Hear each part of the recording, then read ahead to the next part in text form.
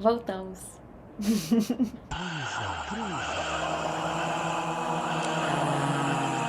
Mostra. Ei, gente, eu sou a Maria Trick, esse aqui é meu espaço de piração, experimentação e muitas outras coisas, inclusive essa. E a gente tá de volta. Eu fiquei algumas semanas, né, sem publicar no Amostra. Tem alguns vídeos rolando, mas o Amostra mesmo eu parei um pouquinho por alguns motivos. O primeiro foi Copa do Mundo, não dava pra competir com isso. E também porque eu tô precisando de uma janela de tempo um pouquinho maior pra conseguir dar andamento pra terceira temporada do Transa Podcast, que vai ser sobre corpo, e a gente tá no turbilhão de estar fazendo e querendo ou não demanda um pouco de tempo, como são todos projetos independentes, que tem que conciliar paralelamente ao trabalho e às outras demandas, acaba que qualquer tempinho é um tempinho importante. E eu acho que o tempo de ócio, ele é muito importante, pelo menos no meu processo criativo. E quando eu digo ócio, não é nem tipo ficar paradona, sem fazer nada, mas é tipo ter tempo e espaço mental. E querendo ou não, criar aqui é um espaço mental que está sendo ocupado, que está sendo criado e às vezes acaba ocupando, dando menos espaço mesmo. Uma vez eu ouvi isso de um professor meu que foi tão bom ouvir, que ele falou que a arte precisa de espaço. E foi tão bonito quando ele falou isso, porque eu pinto desde muito pequena, desde criança, assim, eu sou compulsiva no desenho e tal. Até que hoje quase nunca, mas quando era criança, assim, eu sempre fui obsessiva por várias coisas. E aí, desde que eu peguei o lápis pela primeira vez até, sei lá, os meus 20 e poucos anos, eu desenhava compulsivamente todos os dias, assim, quilos de desenho. E aí eu parei, acho que com 19, 20, fiquei um tempão, não, até menos, tipo, 18 anos eu meio que dei um grilo, assim, parei de desenhar, total. E aí até os meus 20, não, foi tipo, sei lá, foda-se a idade, né? Tipo, eu tive um blackout, assim, eu não conseguia tocar no lápis. E isso pra mim era tão estranho. E aí eu fiquei, tipo, muito grilada. Comecei a fotografar, foi quando eu comecei a interessar mais por outras coisas também. Mas ficava meio, tipo assim, cara, como que eu larguei essa coisa que era tão parte de mim ali? E aí, de repente, com uns 24, assim, eu voltei a desenhar. E aí eu contei isso pra ele, falei assim, puta merda, consegui. A residência era sobre escultura, era outra parada. Mas isso acabou me abrindo. E aí ele virou pra mim e falou assim, a arte às vezes só precisa de espaço. Mas eu achei tão bonito isso, assim, sabe? Tipo, que realmente, às vezes, o processo artístico, ele só precisa de um pouco de espaço. De soltar um pouco, de parar de pensar na coisa, de deixar ali um espaço vazio que parece que a arte, ela adora ocupar esses espaços. Então, se você quer criar alguma coisa artística, solta.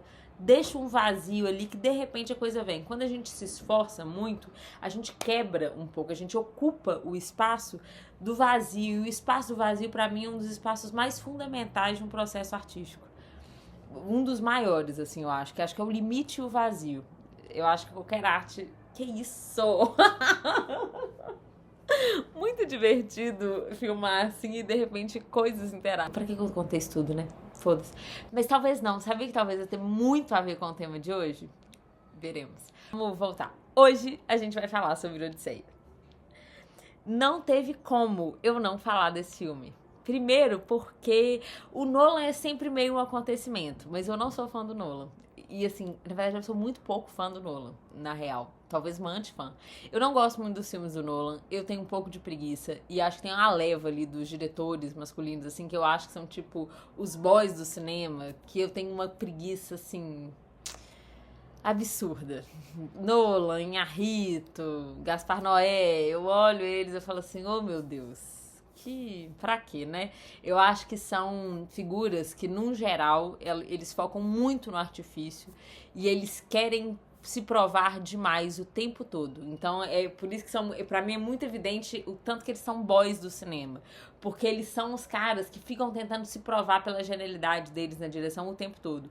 Então são direções extremamente egocêntricas que ficam usando de artifícios cinematográficos, gastando bilhões para isso, inclusive, usando da tecnologia para o tempo todo falar assim, olha como eu sou foda, olha como eu sou genial. E para mim a genialidade, principalmente no cinema, ela não tem nada a ver com esse recurso. tá aí os avatares que não nos deixam mentir, né? Tipo assim, o tanto de filme que uma tecnologia absurda e o filme em si você fala assim, Se bem que o Avatar 1 eu sou bem fã, mas é porque também eu lembro da primeira vez que eu fui ver esse filme no cinema, eu fiquei tipo, caramba. Mas também, é que eu não sou muito fã desse diretor também. Mas enfim, eu acho que talvez ele seja o grande pai dessa galera. Que foi, tipo, o novo lugar que os caras encontraram no cinema. Que, na verdade, você não precisa dirigir bem. Você só precisa querer encontrar alternativas megalomaníacas de recursos linguísticos que Hollywood te oferece. E você usa isso o tempo todo pra conseguir mostrar o tamanho do seu pau na cena.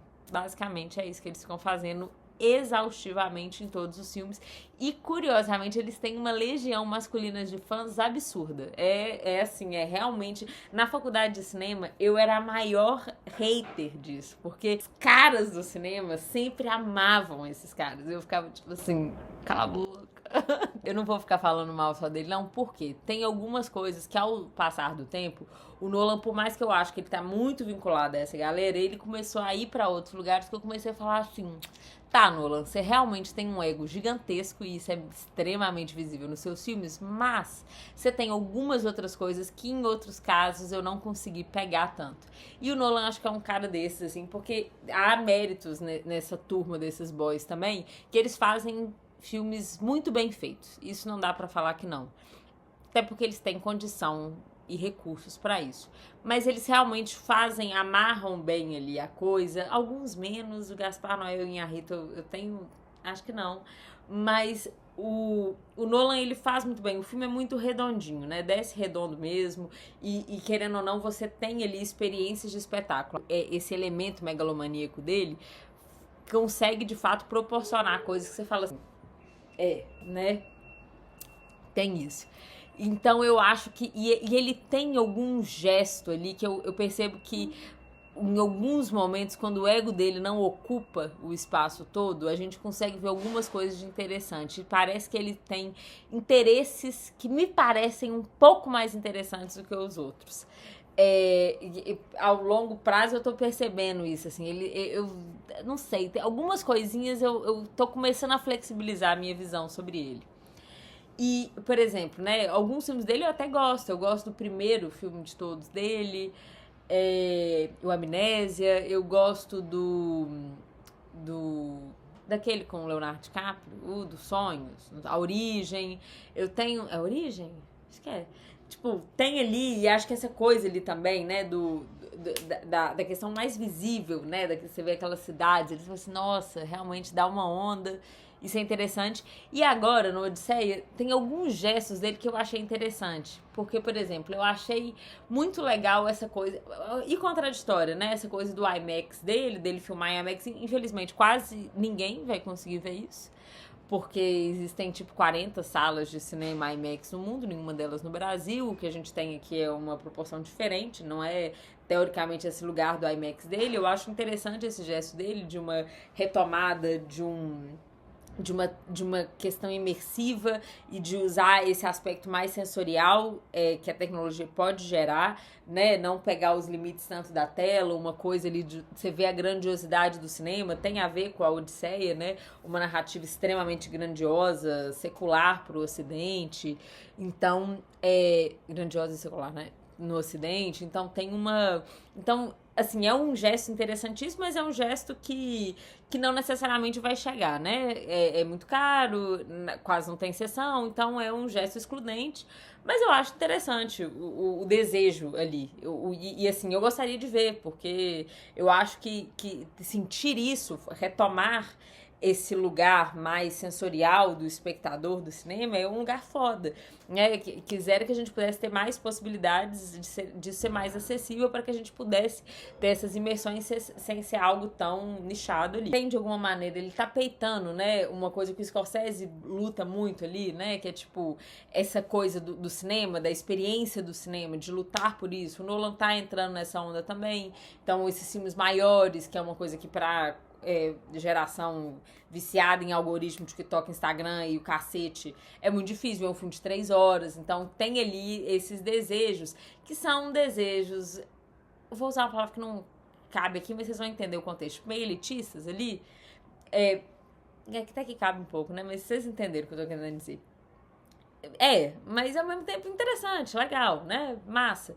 Tipo, vamos salvar o cinema, vamos lembrar do cinema quando era uma grande experiência, ok. São tentativas que eu acho interessante e eu acho muito legal um gesto que eu fiquei pensando, assim, que é o seguinte: a Odisseia é uma história muito importante para o pensamento ocidental. É uma obra literária muito, muito fundamental, assim, e que ela é muito inacessível também ali, que ninguém mais vai ler esse trem. E mesmo quando lê, exige um pouco. Por exemplo, quando eu li a Odisseia e a Ilíada, teve uma coisa que, tipo assim, exige um estudo. No início, não é só pegar pra ler, não. Você pega pra ler, eu não tô entendendo porra nenhuma. Que merda é essa? Canto? Que palavra é essa? Então, você exige ali um tempo, uma dedicação, um negócio ali pra você entender. E às vezes, mesmo se você pega e lê meio sem entender, eu fiz uma leitura do jeito que eu pude e tal, mas você vê que pra você entender ainda mais a grandiosidade, não sei o que, você ainda tem que ir, né, um estudo sem fim ali, um exercício acadêmico ali mesmo e tal. Então isso torna cada vez mais raro, nossa atenção tá completamente fodida, então é um negócio que cada vez vai ficar mais distante, mais esquecido. O fato dele retomar essa história para que esse conto seja contado é muito interessante. Eu ouvi relatos de algumas pessoas que falavam assim: oh, eu não sabia nada da Odisseia. Foi muito interessante ver. Foi muito interessante entender um pouco disso, reacender essas bases mitológicas na cabeça. E isso eu achei um gesto legal. Eu acho que a gente reacessar esse imaginário é algo muito massa. Por mais também seja muito específico e que tem 1000 histórias que não foram contadas, mas eu não vou entrar nessa volta não, porque aí fudeu, aí eu não vou falar de nada. Mas vamos, né, vamos passar um pano aqui juntos. Mas, então assim, isso eu achei super legal. Ai, eu tô fodida de falar desse negócio, muitos medos, mas vou tentar. Fui reassistir o filme, vamos começar de novo. Fui assistir o filme e fiquei bem dividida, com várias coisas.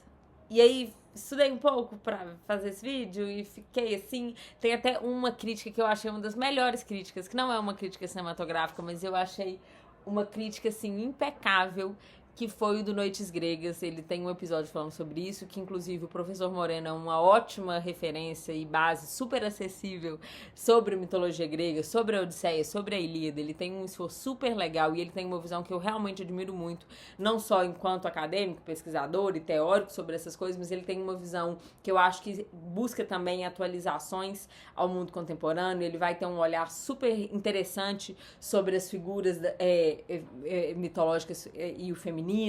E, nossa, em vários episódios dele eu realmente recomendo escutar esse podcast de cabo a rabo, assim, eu amo as coisas que são ditas lá. Eu acho que é um estudo, assim, é muito legal, assim, porque por mais que porque o que acontece, gente? A gente tem uma base de um pensamento que tá muito ali, né? Na mitologia grega, a base do pensamento ocidental tá muito ali, gente. Grécia, mitologia pra lá, mitologia pra cá, e não sei o que. Então, a gente querendo não reacessar isso, por mais que seja uma narrativa, né, a predominante, não sei o que, ao mesmo tempo, as nossas bases estão fundadas ali. Então, a gente ouvir, tanta coisa que vem, sabe? Às vezes, tipo, eu tô escutando um mito, sei lá, de Hércules, de Afrodite, não sei o que, e eu falo assim, caramba, como que isso tem, como que isso de alguma maneira ecoa até hoje nas formas que a gente se relaciona, nos ideais que a gente tem, ou não, né? Como isso podia ter ecoado mais, como que a gente de alguma maneira chegou à Bíblia, não sei o que, e levou essas visões, né? Soterrou umas paradas, escolheu outras, enfim. Então, eu acho muito interessante reacessar isso. Mas voltando, nossa, eu tô me perdendo muito no vídeo. O problema de ficar muito tempo sem gravar é que eu tô me perdendo mais do que antes. Achávamos que isso era impossível. Não é. Mas voltando. Então, tem esse vídeo do professor Moreno falando sobre a Odisseia, do Nolan e tal. Então, muitas coisas que eu vou falar aqui, inclusive é por causa que ele falou, porque ele, sim, é um especialista na Odisseia, coisa que eu não sou. Por sorte, eu li esse trem uma vez e, mesmo assim, não confio muito na minha compreensão desse trem, porque tem muita bagagem que eu não tenho pra compreender melhor. Mas, então, e a crítica dele é boa, que não só vai estar trazendo essa questão da Odisseia escrita mesmo, né, da obra literária, mas também de uma visão até cinematográfica, eu achei muito interessante, assim, eu ficava ouvindo e falei assim, gente, que crítica boa, foi muito bom. Mas enfim, então se você quiser entender mais sobre isso, eu recomendo que vá escutar lá, porque aqui não vai ser esse lugar.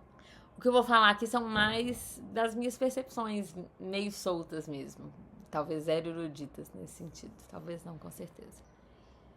Não, mas o que eu acho do filme... Nossa, será que vai ter vídeo? Não sei.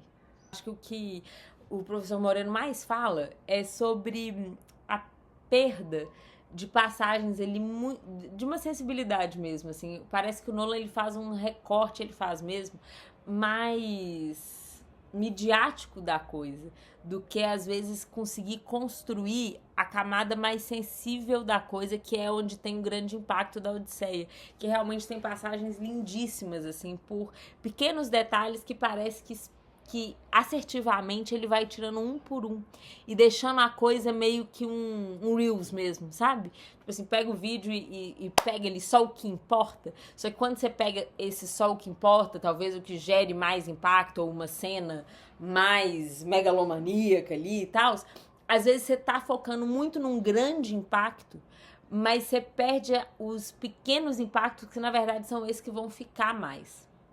E eu acho que isso é um dos meus incômodos no filme. Acho que é a maior distância, né, da obra literária para a obra cinematográfica vai ser isso.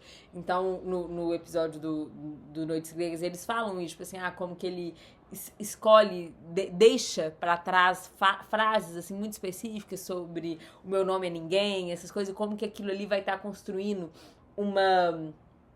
uma complexidade na figura do Odisseu, né, do Ulisses, muito valiosa e que abre mão disso, que ajuda a construir essa imagem da Odisseia, né, como um percurso de construção e perda e reconstrução dessa identidade, usando como analogia e metáfora o mar, as 1000 passagens, as figuras das mulheres que fazem com que ele retomem ou não, que ele se perca a figura e volte a figura, e isso para a mitologia grega é tão interessante, né?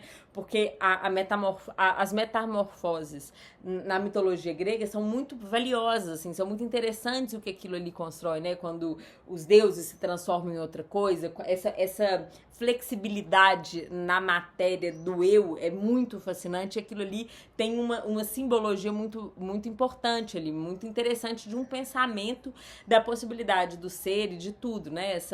Essa plasticidade mesmo da identidade ali, como que ela consegue ir se transformando, ganhando outras formas e voltando, e como que aquilo ali vai ser muito importante para processos internos, abstratos e sensíveis ali. Quando a gente escolhe por esses lugares, esse Reels ali, ou esses maiores impactos, ou como eu estava falando no início do vídeo, esses cineastas que confiam muito no recurso e nesses artifícios de cena que vão criar, teoricamente, um grande impacto, a gente perde também uma elaboração maior de um sensível, que é mais difícil de ser feito, mais difícil de ser sustentado, só que mais efetivamente eu acho que a coisa reverbera. E isso foi uma coisa que eu senti falta no filme. Eu senti falta de um filme que eu me embriagasse um pouco mais na atmosfera dele. Que eu acho que é um grande poder dos mitos. Essa coisa até da magia, da coisa, eu acho que se a gente tivesse ali menos um pouco, é engraçado, né? Se a gente tivesse menos um pouco dos artifícios o tempo todo nos chocando, talvez a gente ficasse com esse retrogosto mais forte depois do filme.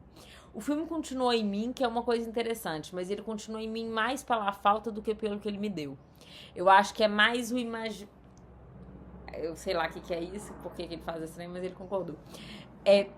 Então, assim, esses detalhinhos que o professor Moreno vai lá falar, tipo assim, não citou fulano, ou então as personagens femininas são muito enfraquecidas, e que de alguma maneira o problema não é só como o feminino tá enfraquecido no filme dele, mas que também a gente perde ali uma densidade que essa figura vai sendo construída, né? A dinâmica do Ulisses ali, acaba que a gente fica com flashes dos highs, né? Dos momentos altos da narrativa, mas você esquece todas as sutilezas, e aí no final parece que você ficou com uma grande colcha de retalhos de impacto, mas você não tem nada que resta. Então, essa é um pouco da sensação que eu tenho. Tem coisas que poderiam ser muito interessantes, mas que pouquíssimas delas se ancoram na gente. Então, acho que a ideia do Odisseia me interessa mais do que como ela foi realmente vista e reproduzida nesse filme. O maior mérito desse filme, pra mim, talvez seja ressuscitar esse imaginário, mas eu acho que... E teve cenas muito doidas, né? A cena da Cici transformando o povo lá em porco é doida pra caramba, é uma ótima cena. Essa cena eu falei, tá, agora você entregou. Você usou todos os bilhões aí que você tem pra fazer filme, mas você também aplicou uma ótima direção. Ele realmente fez muito bem aquela cena, tanto a do efeito dela transformando, quando ela destransforma eles, também é até mais sutil, mas é muito lindo e é muito boa a cena. Tem atuações muito boas, a Anne Hathaway tá incrível nesse papel. Mas eu senti falta, acho que eu senti falta de sombra, eu senti falta de não ver algumas coisas, eu senti falta de sentir a presença do vento, quase como uma entidade, ou mesmo das entidades, né? Quando ele tá falando de Poseidon, quando ele tá falando de Atenas, eu queria talvez aquilo menos figurado, menos explícito e mais a sensação disso.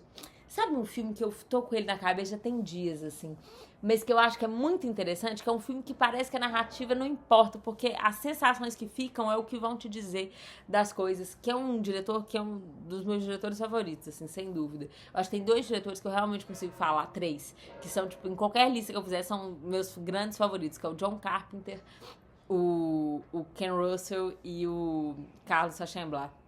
Acho que esses 3 diretores, assim, qualquer lista de qualquer coisa que eu vou fazer de favoritos, esses 3 sempre vão aparecer.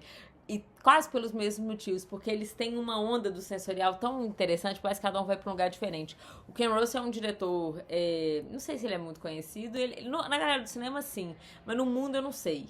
Tem essa dúvida, mas ele é um grande diretor, ele fez um filme que ficou muito famoso, que acho que era O Diabo, o Diabólico, Os Diabos, o Demônio?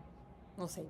É um trem assim, que é um filme que foi proibido em não sei quantos países, porque tem uma cena de masturbação com Cristo, com não sei o quê. E é muito interessante, porque o Ken Russell, ele é tipo uma figurinha hiper bonitinha, um velhinho casado com uma velhinha há anos, e é tipo um casalzinho de velhinhos que dá vontade de colocar num potinho. Ele fez esses filmes super... muito legal. Mas ele tem um filme que esse sim é um dos meus favoritos do mundo, que é o Mulheres Apaixonadas. E é um filme onde o não dito é a grande força do filme. E ele cria cenas, assim, quase fantásticas, assim. E ao mesmo tempo é um filme realista, não é um filme que tá lidando com magia nem nada, mas ele cria cenas tão assim que ele faz com que a sensação te conduza ao lugar que ele quer dizer. Porque a grande força do que ele tá dizendo é o que não vai conseguir ser dito. Então ele precisa criar sensações que digam por ele. Quando a gente tá falando de mitologia, eu acho que isso é uma grande força da mitologia. Que as sensações que vão reverberar na gente. Então, quando a gente tá falando da mitologia grega, lembrando que eu não sou uma grande conhecedora disso, sou só uma amadora desse lugar mesmo, mas que tem minha visão sobre isso. É interessante porque o que mais acho fascinante ali na mitologia é justamente essas imagens que, por algum motivo, elas ficam muito fortes na gente. E elas começam a criar sensações de coisas muito maiores. Então, por exemplo, quando a gente vai falar de Atena, né, e toda essa coisa de Atena, que Zeus que pare Atena, Atena é um babado, assim, a história. Se eu não me engano, ela é gerada na coxa de Zeus, é um trem assim, e aí... são imagens, ou então essa coisa, né, de Zeus que se transmorfa em vários animais, ele nunca pode se apresentar na forma dele. São ideias que elas perturbam a nossa lógica, e por isso elas ficam e elas abrem a gente uma coisa da atmosfera, ou mesmo na Odisseia, né, como você vai ver a presença dos elementos, a presença dessa flexibilidade da identidade de Ulisses, ou então quando a gente vai pensar na condução do vento, como que ele vai ali, de alguma maneira, quase como um grande norteador e guia dessa história, conduzir esse percurso, ou mesmo o mar, né, tem cenas de mar tão foda ali no Nolan, por que o mar também não pudesse ser esse grande condutor da coisa, ou então até, sei lá, Grande Sertão Veredas tem isso também, que é a coisa do rio, né? Como o rio, ele vai acompanhando como se é no rio que tivesse a verdade daquela narrativa. Então, é esse lugar. Eu senti um pouco de falta disso, talvez, e ainda mais ele nesse grande esforço, né, de filmar em IMAX, fazer uma coisa imersiva, eu acho que esses elementos, a natureza conduzindo, tinha que estar ali mais presente. E assim, eu tô falando do Ken Russell, que é um diretor que tá mais ali pro cinema de arte, mas, por exemplo, um outro cara que eu acho que sabe fazer isso maravilhosamente bem, e que é um diretor extremamente físico, é o Sam Raimi, que é um diretor, né, o cara que fez o Homem-Aranha e tal, mas que fez o Arraste-me para o Inferno, por exemplo. O Arraste-me para o Inferno é um filme de um ser ali demoníaco, diabólico, alguma coisa assim, que ao mesmo tempo que é hiperfísico, que dá quase um murro na cara, a assombração dá murro na cara da protagonista, é absurdo. Mas ao mesmo tempo tem uma cena que você vê a assombração entrando na casa e você vê, tipo assim, o vento reagindo à sombra. E ele que antecipa a entrada dessa entidade. E é isso, eu acho que é quando o Apichatpong, outro diretor que sabe usar muito bem isso, como que a natureza ali, ou os outros elementos, esses elementos sensoriais, vão estar ajudando a dizer aquilo que o filme precisa dizer. E quando a gente está falando de mitologia, de uma coisa tão grande, uma história tão grande, eu acho que faltou essa sensibilidade, tipo assim, não vai dar pra contar essa história toda. Não vai dar pra fazer a Odisseia toda num filme, até porque não vai dar pra passar de 3 horas. Então, você vai precisar dar uma concentrada, você vai precisar perder coisas. Então, o que você não pode perder são as atmosferas. O que você não pode perder são as sensações. E eu acho que ele tem esses esforços, mas falta tempo, falta construção. Por exemplo, a cena das sereias, que é outra, né? Que ideia maravilhosa o Canto das Sereias, como que é uma coisa linda ali, e é uma cena tão curta. É legal o fato dele deixar meio mudo, não mostrar o som, porque o som da sereia seria inaudível, mas eu deixaria até no silêncio total, sem que de repente entra tipo uma música ali, que não é a música das sereias, mas entra uma coisa. Sabe, tipo assim, deixa aquilo ali embriagar mais o espectador. Por exemplo, quer outro exemplo que faz isso muito bem? Piratas do Caribe, velho. Piratas do Caribe sabe trazer a mitologia muito bem. E porque isso, às vezes, é menos sobre o fato da coisa, mas sobre o imaginário que você consegue semear ali. Às vezes é isso, você só precisa dar um pouquinho para que aquela semente na pessoa cresça. E é isso que eu acho que é uma coisa que falta um pouco no nosso cinema, que me irrita um pouco nesses cineastas, nesse grupo de boys, que eles tentam ocupar tudo. Porque eles tentam ocupar também a sensação que o espectador vai ter. Eles já resolvem para o espectador o que ele vai sentir. Então, quando você me traz essas cenas megalomaníacas que não sei o quê, você não me dá espaço para criar junto com você. Você já cria por mim, você já cria até minha sensação por mim. Um ótimo exemplo é o Mãe, aquele filme do... É do Inharrito? Deixa eu ver aqui. É que eu confundo os dois, porque pra mim é tudo a mesma galera. Ah, o outro é o Aronofsky. Outro também que... Vamos combinar, né? O Aronofsky. O Mãe, ele não te dá espaço pra nada. Ele taca a câmera na sua cara o tempo todo. Eu lembro muito a primeira vez que eu vi esse filme, porque eu vi esse filme e na época eu tava começando? Que ano é isso? Eu tava estudando cinema, tava fazendo um curso de cinema e aí o professor falou que o filme era incrível e todo mundo falou que o filme era incrível. Então eu já fui assistir o filme falando que o filme era incrível e eu fui assistir com o meu pai. E aí o meu pai saiu, aí eu cheguei e falei assim, esse filme é muito bom, né? Aí meu pai falou assim, Maria, não sei o que esse povo aí do cinema fala não, mas... Eu não achei, não. E aí eu fiquei puta com meu pai na época e tal. E depois eu continuei perguntando, mas por que você não achou genial, que não sei o que? Aí ele falou uma coisa meio dessa, ele falou assim... Ele não foi essas as palavras que ele usou, porque eu já não lembro quais eram, mas eu lembro da sensação, assim. Eu lembro dele falando, tipo assim... Esse filme já diz tudo por nós. E é meio que isso mesmo. São filmes que, tipo assim... Ele cria um efeito que ele já meio que considera a sua reação. Já fala assim, nossa, que visionário essa câmera na minha cara, entendeu? Ou então, tipo assim, pegando imagens bíblicas, e aí faz uma piadinha com isso, aí você fala assim, nossa... É quase como se já fosse uma coisa premeditada, entendeu? Você já sabe um pouco. Sabe quando a pessoa é adolescente, ela já fala aquela coisa que ela sabe que vai causar? é meio a mesma sensação. Tipo, você sabe que já vai causar. Você sabe que isso aí vai criar um choque, entendeu? Então é isso, eu acho que falta espaço pra gente ir junto, criar um pouco, de não dizer tanto. A Bruxa de Blair mesmo sabe isso muito bem. Gente, terror é o seguinte, quanto menos você mostrar, mais você vai criar, porque não existe nada pior do que o que a pessoa pode criar na cabeça dela.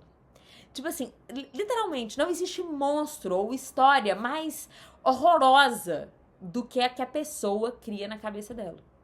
Não existe. Literalmente não existe. Não existe. Outro filme que caga isso, que eu fui assistir outro dia, eu fiquei puta demais. O Drama, que falava, né, que a mulher fez um trem ali, e aí ela conta o que ela faz.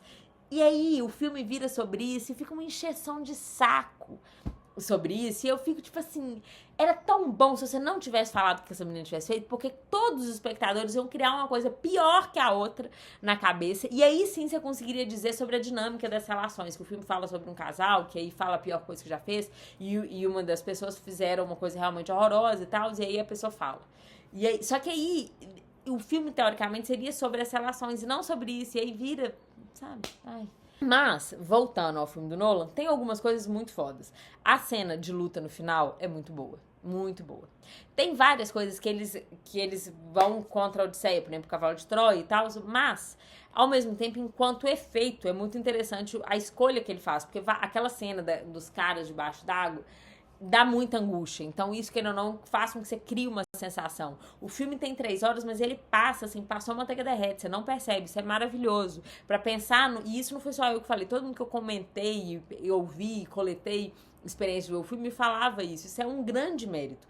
Então, isso, querendo ou não, é uma coisa que o Nolan, ele faz realmente com muita maestria, ele faz muito bem filme, isso eu não vou questionar, sabe? Eu acho que são algumas escolhas que artisticamente a gente ganharia mais. Mas, ao mesmo tempo, ele faz um ótimo filme. Eu acho que, no final, você sai com uma sensação... O filme fica em você, mas você não sabe exatamente o porquê. E você não fica com o gosto do quero mais. Você fica com uma... Tipo, uma lembrança ali, sabe? Aqui. Tipo, eu senti alguma coisa, mas não sei exatamente o quê. E eu percebi que muitas pessoas sentiram isso. Tipo assim, não era, tipo, um gosto na boca que ficava... Mas a sensação de que foi chacoalhada, aquilo ali cansa um pouco o corpo depois, entende? É isso. Mas, ao mesmo tempo, é interessante ali, né? Eu acho que é um desejo um caminho que é interessante. O que vocês acharam do filme? Eu vou adorar ouvir vocês. E por hoje, o Amostra de hoje é isso. Até o próximo episódio. Será que voltou? Será que não voltou? Eu não sei. Tchau.